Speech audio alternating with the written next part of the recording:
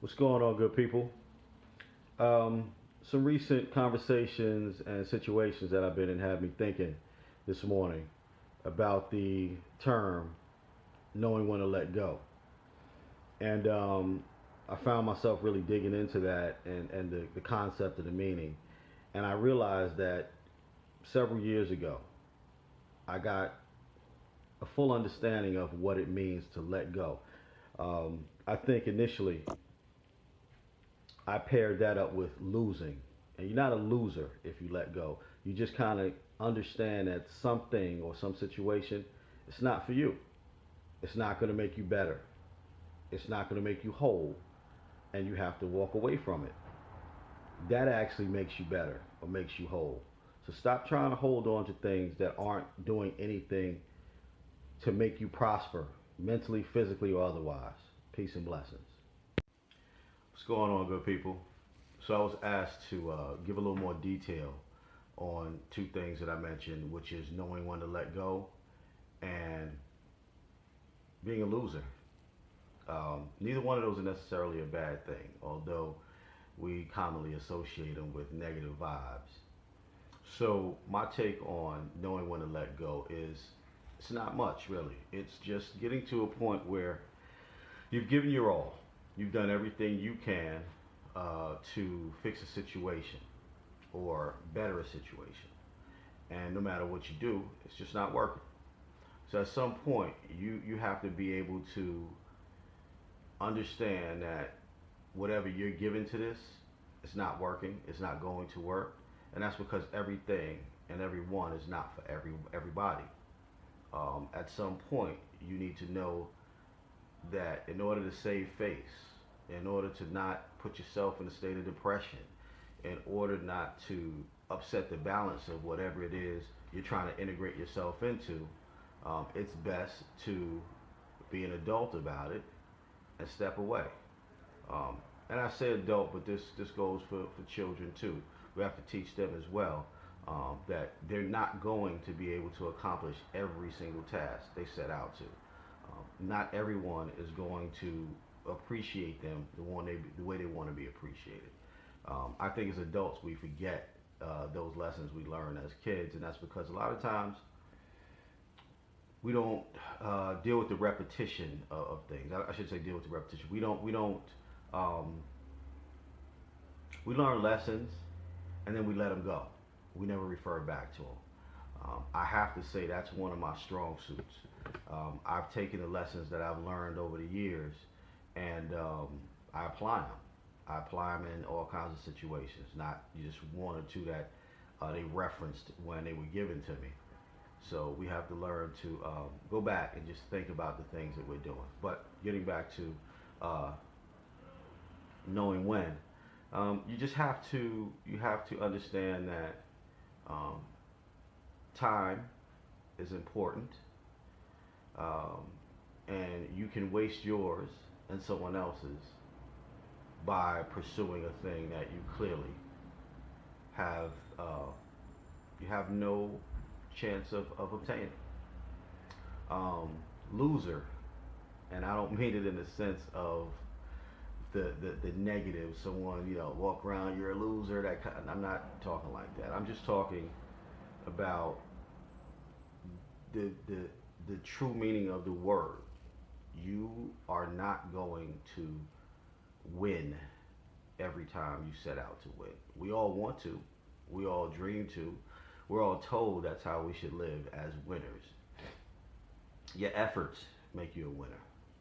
When you are in a race, let's just use that as an example. If you're in a race, you already know you're probably standing up against some of the best competition around you. If you're in the Olympics or someone's in the Olympics, um, you're competing against the world's best.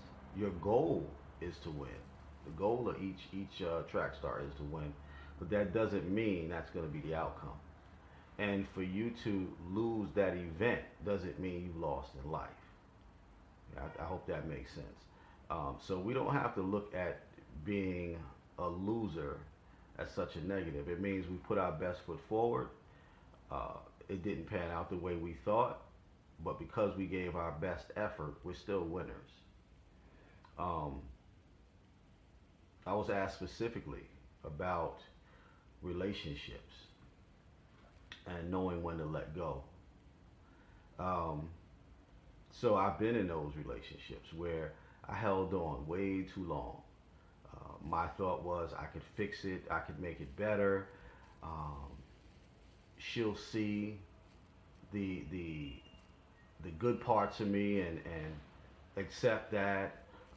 She'll understand that I'm here till the end. But what I didn't take time to understand was what I was given wasn't enough. It wasn't.